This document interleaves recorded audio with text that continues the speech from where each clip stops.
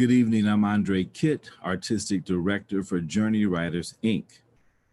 Now, Journey Writers has been around since 2013, and we provide a safe and supportive space for writers to share their work and receive constructive feedback. Our membership is comprised of all types of people from all walks of life, all kinds of ethnic backgrounds, so you are welcome to visit and decide if it's a place for you to be. We most often take our writings and create presentations in a live event. In the last year and a half, though, we've done everything virtually. And when we decided to celebrate Pride Month in Hartford, Connecticut, we aimed at celebrating the stories of the strengths and triumphs of the LGBTQ community. And tonight's presentation, a dramatic reading entitled Raising the Cliff, does just that. Imagine the normal anxiety involved in a teenager's first love, further complicated by homophobic family drama. Imagine increased judgment of that very same full-grown person battling injustice in the professional world.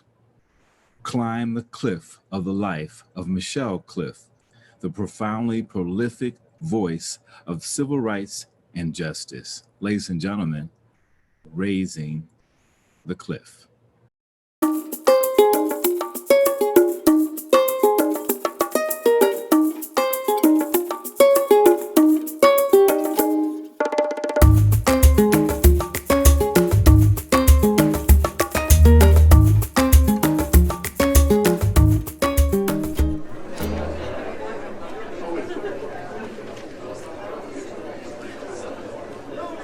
Don't I know you?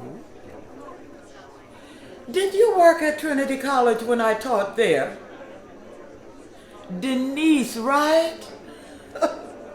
Good to see you. You look familiar too. Maybe from Central Connecticut State College or one of the other schools from around here. Are you a professor as well? Maybe Amherst. Well, like so many of my sisters, such as Pat Parker and Andra Lord, more of you would know about me if I'd stayed in the closet or if I hadn't been a lesbian to begin with. I'm really sure Greater Hartford, specifically New England's Jamaican community, would know about me if I was or pretended to be heterosexual. As an author, I wrote about our homeland, Jamaica, and her issues, my issues, our issues, and wove patois through all of my novels, which are largely autobiographical fiction. In my novel, No Telephone to Heaven, I cry of the struggle to find and keep hope, and the despair of realizing the futility of faith. They all once had the belief, especially the old people, the ones who had handed it to them across the tables with Sunday rice and peas, the watchman atop. During the sacrifices in hidden chapels, bleeding an animal who was not them, pleading with the faithful zombie, crawling across the jungle to a revival tent, praying to Mother Africa to come save them in Jesus' name, witnessing in a white tie head for Jehovah, remembering Shango, but him fade, dressed like Papi Shaw at a high Anglican mass for the sake of the Archbishop, him of Canterbury, begging Jesus, Jah, Moses, Shango, Yemen Yah, or Shum, God, there must be diff. Some of them worship with their bodies. Rum, ganja, music, water, vision, fire, drum, stone. They lived amid a commotion of rites. Revival, Zion, Rastafari, Pentecostal, disciples of Christ, Marley, Mighty Sparrow, Garvey, Nani. All the same thing, my dear. We's in Babylon. Yes, my dear brother. No telephone to heaven. I sought a telephone to heaven, a means of salvation to close the lonesome gap between me and my people. Don't we have more in common as Jamaicans than the small difference in our emotional and erotic attractions? Being raised by Jamaican parents in the 1950s and 60s, being raised to be a proper lady, I could hardly write about my love feelings. The themes in my novels and poems represent my struggles with colorism, the history of my sweet and tortured people, the resulting colonized mind, class, racism, sexism, the struggles we all sit and discuss over tea or even over rum, the difference and the distance between American and Jamaican blacks. Oh, you know we talk about that. I just have the nerve to do it in this here mixed company.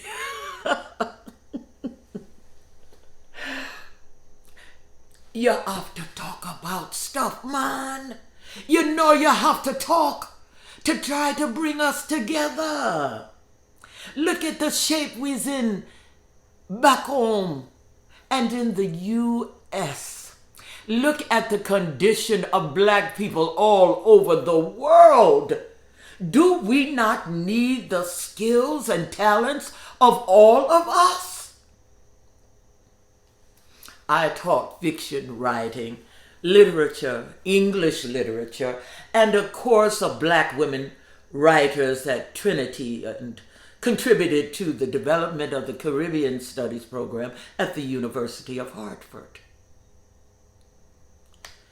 Do you want to reject me,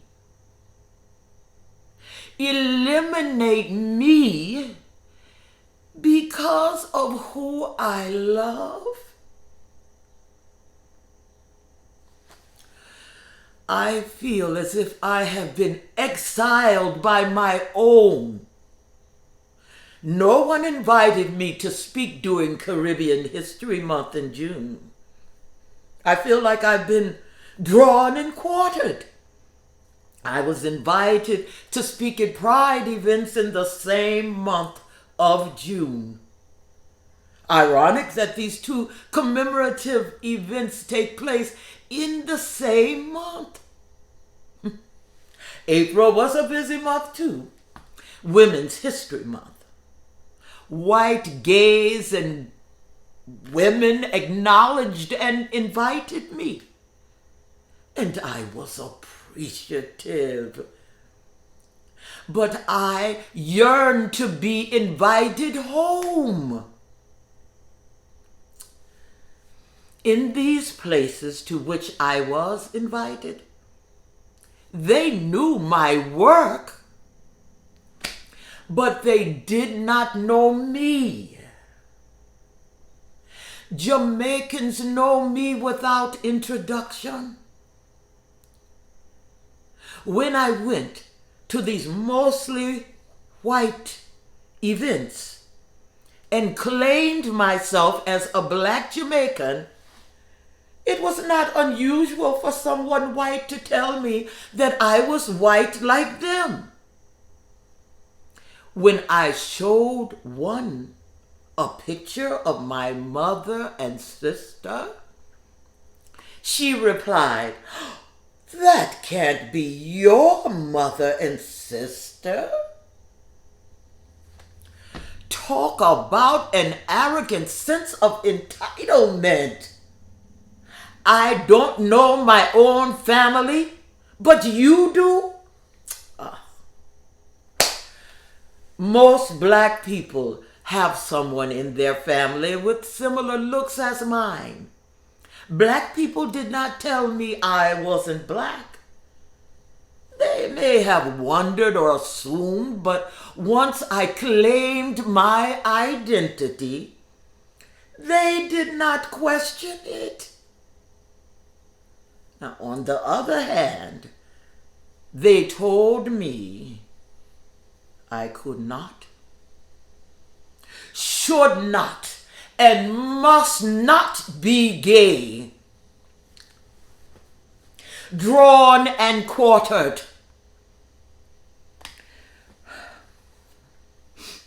The first difference I was conscious of as a child was my very fair skin. I was often mistaken for buckra. That's patois for white. Some say the word originates from slavery to mean he who makes the back raw. I mostly inherited this complexion from my father's side of the family. My great-grandfather was a white slave owner. My mother was what we call red in Jamaica and what you all black Yankees call red bone. My sister looked like my mother, although no one mistook them for white. They enjoyed relatively higher status over those who were brown and dark-skinned. My father encouraged me to pass, to identify as white, while my mother loved her black people. I enjoyed class privilege growing up. I went to private schools, never lacked for material things.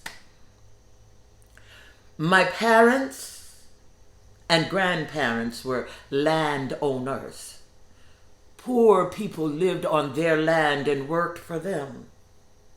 My father didn't miss a chance to voice his perceived superiority over these brown and black poor people. So much for a child to process. My mother often went into town behind his back to bring food and provisions to the poor. She claimed all Jamaicans as her people and loved them. Well, almost all. The Batiman and the woman-loving woman were outside of her circle of compassion. I didn't know this as a very young girl because it simply was not spoken of. But I did learn that color and class difference, my privilege, forbid a future with those judged beneath me. The harsh teachings of the character Zoe in my novel Abeng is highly autobiographical and hints at my first crush.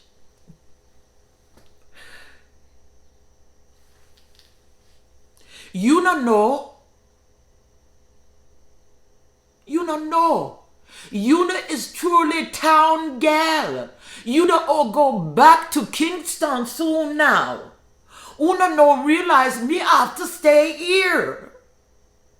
Una no know what people then would say if two gal them shoot Massa Cujo. Them would talk and me would have to take on all the contention. They will say that we think me is Buckra boy going pon the hill a hunt for one pig. Or that me let Buckra gal lead me into wickedness. But Una never reckon with that. Una just go when Una sinting. Me will be here all my life. Me will be market woman like fi mama. Me will have to beg like fi mama and me picnic for live pond. We'll have to beg for land for me and my picnic for live pond. Una will go to England, then maybe America, to university. And when we meet later, we will be different smarty. We is different smarty now.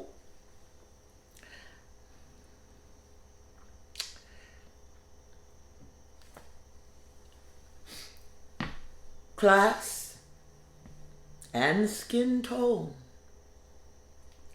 prejudice and homophobia stood as walls between me, love and friendship in Jamaica. But it was homophobia that got me expelled from my country at the age of 12.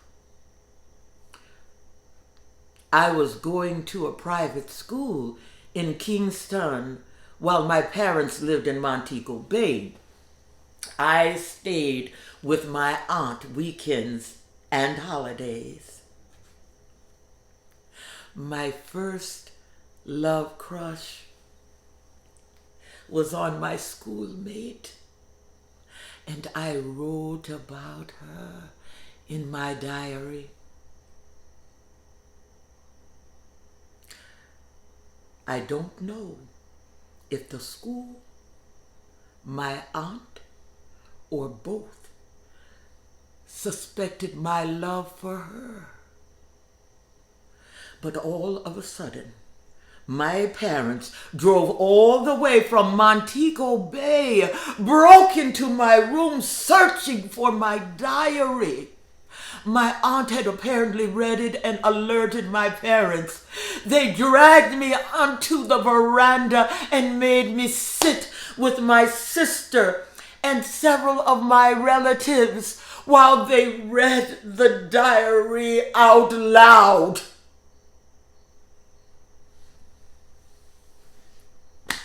I had a breakdown, and they withdrew me from school, forbid me to ever contact my love again, and sent me to a boarding school in England.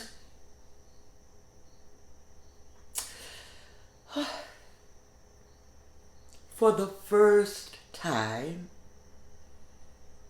I, who had been told she was so pretty, with my green eyes and white skin, told how smart I was and what lovely hair I had, for the first time was called wicked, cursed, and possessed. Some even blamed it on the Buckra blood in me.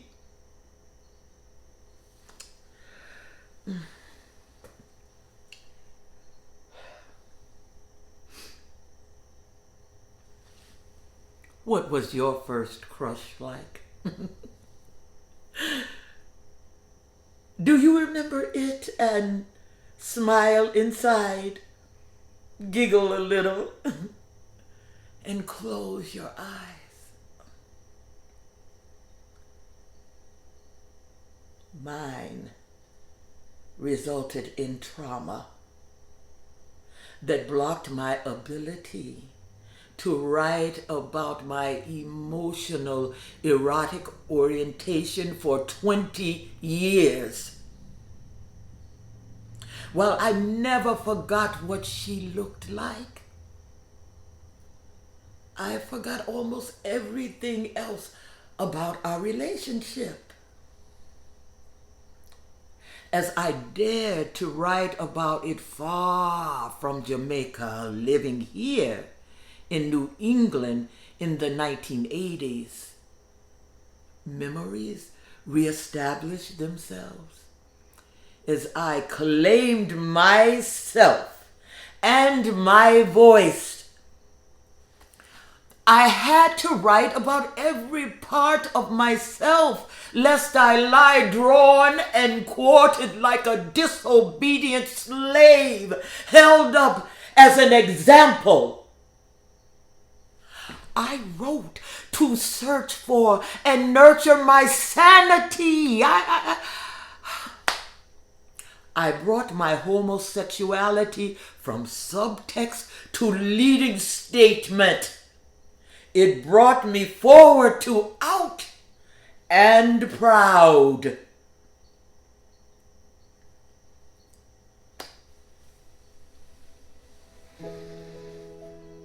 My mother disowned me when I came out. My mother disowned me. My mother disowned me when I came out. I could not bear to go back to Jamaica. How does one go home when they are not allowed in Mama's home?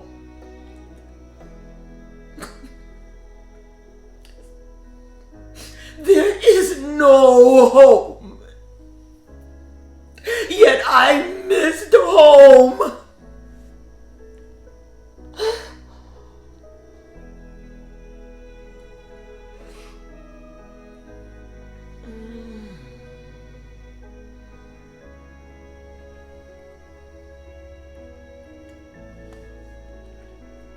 I found myself, my voice, and my love by writing and helping establish and edit a lesbian literary journal that lives on today, Sinister Wisdom. I co-edited it with my life partner right here in New England, in Northampton, Massachusetts. I gained and I lost, drawn and quartered.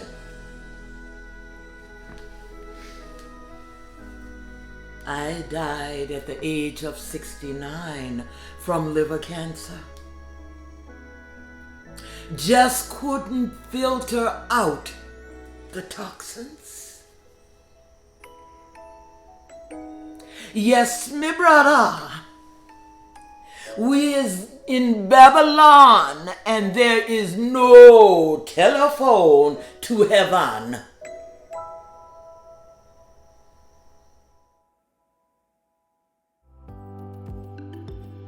For more information about Journey Writers, our shows, our calendar, when you can come and visit us, please go to journeywriters.org.